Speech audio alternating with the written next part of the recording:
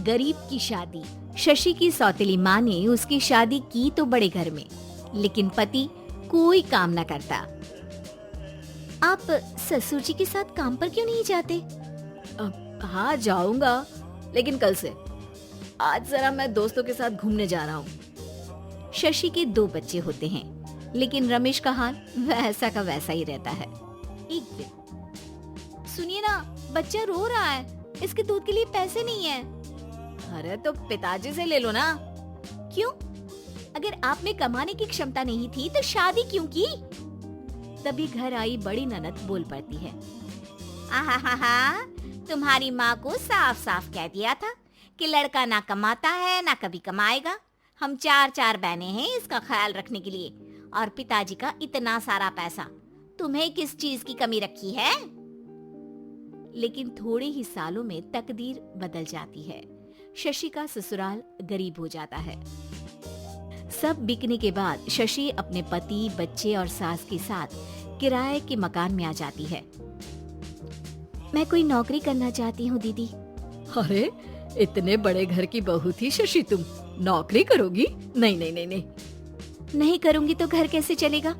बच्चों को भी तो पालना है ना। तभी शशि का भाई आ जाता है। शशि, ये ले राशन का सामान, किसी भी तरह की कोई भी जरूरत हो तो बताना। भाई, अब मैं नौकरी करूंगी। देख बहन, वैसे तो मैं तेरे साथ हूँ, लेकिन हाँ, मैं ये भी चाहता हूँ कि तू अपने पैरों पर खड़ी हो जा। शशि को एक प्ले स्कूल में छोटे बच्चों को संभालने की नौकरी मिल जाती है। एक दिन, शशि, मेरे स्कूल को अब तुम संभाल लो, मैं कुछ दिनों के लिए अपने बेटे के पास जा रही हूँ। लेकिन प्ले स्कूल अकेले मैंने कभी नहीं संभाला है। अब ये सब मैं नहीं जानती। इतने महीनों में तूने जो देखा, बस पूरे आत्मविश्वास के साथ उसे करना। शशि नीलम के जाने के बाद पूरे 1 महीने उसका स्कूल अकेले संभालती है, और फिर एक दिन आता है जब वो अपना खुद का स्कूल भी खोल लेती है। वाह शशि, तुमने आज मेरा सर गर्व से ऊंचा कर दिया। तुम्हारा यही आत्मविश्वास तुम्हें बहुत आगे ले जाएगा। नीलम, बहुत आगे जाने की चाह नहीं है, बस ये छोटा सा स्कूल मेरे बच्चों की अच्छी शिक्षा में मेरी मदद करे, यही मैं चाहती हूँ। शशि थोड़े थोड़े पैसों से ही अपना परिवार पाल रही थी।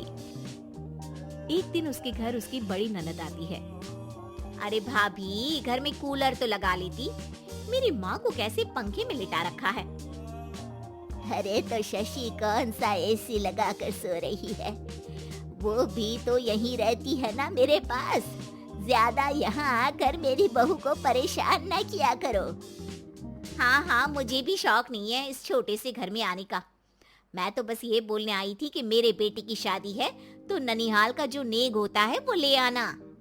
हाँ, जितना बनेगा कर देंगे, और ना हुआ ना तो वो भी नहीं करेंगे। तभी शशि बोल पड़ती है। अरे नहीं माँ जी, रीटा घर की बेटी है, उसके ससुराल वाले उससे शादी पर पूछेंगे कि मायके से क्या मिला। रीटा, तुम मुझे सामान की लिस्ट भेज देना, मैं पूरी कोशिश करूंगी कि तुम्हारी हर डिमांड को पूरा करें। अच्छा, मैं खाना लगाती हूँ। शशि ये बोलकर किचन में चली जाती है।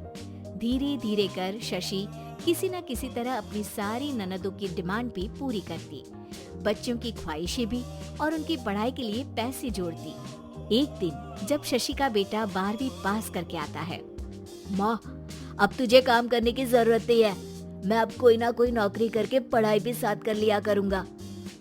शशि को लगता है कि बेटा और आगे पढ़ाई करे, लेकिन वक्त की मार के कारण वो बेटे को काम के लिए हाँ कर देती है। अब बेटा एक बैंक में चपरासी बन जाता है। लड़का देखने में तो बड़ा अच्छा है, अंग्रेजी भी पटर पटर बोलता है, फिर चपरासी क्यों? लड़का सारी बात मैनेजर को बता देता है। अच्छा, तो मैं तुझे एक मौका देता हूँ, तू यहाँ रहकर दूसरे डिपार्टमेंट का भी काम सीख।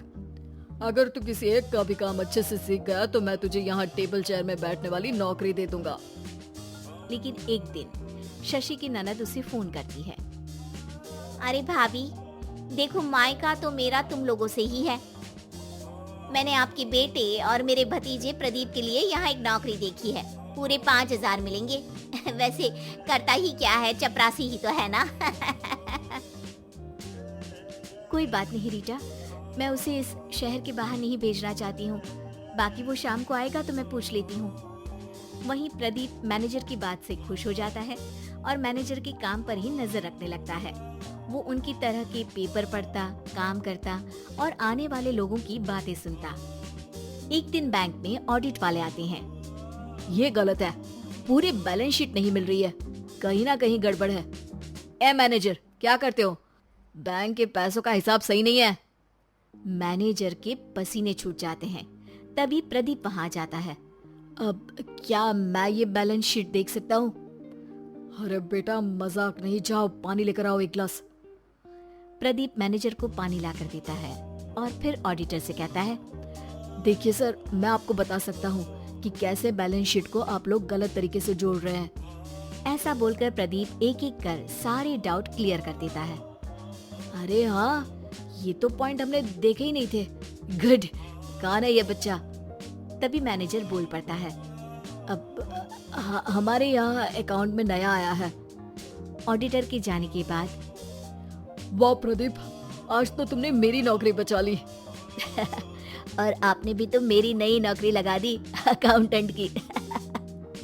बस फिर क्या था, प्रदीप ने एक बार जो सफलता की सीढ़ी चढ़ी, बस चढ़ता ही चला जाता है। फिर एक दिन शशि की ननद, अरे भाभी कैसी हो? घर को तो बड़ा ही सुंदर चमका रखा है। अरे बेटी, कैसे आना हुआ? तू तो इस छोटे से घर में आना भी नहीं चाहती थी, कोई खास काम है क्या? अब हाँ, वो माँ, मेरा जो मजला बेटा है ना, वो अकाउंट से पढ़ाई कर रहा है, तो प्रदीप से बोलकर उसकी भी कहीं अच्छी नौकरी लगा दो ना।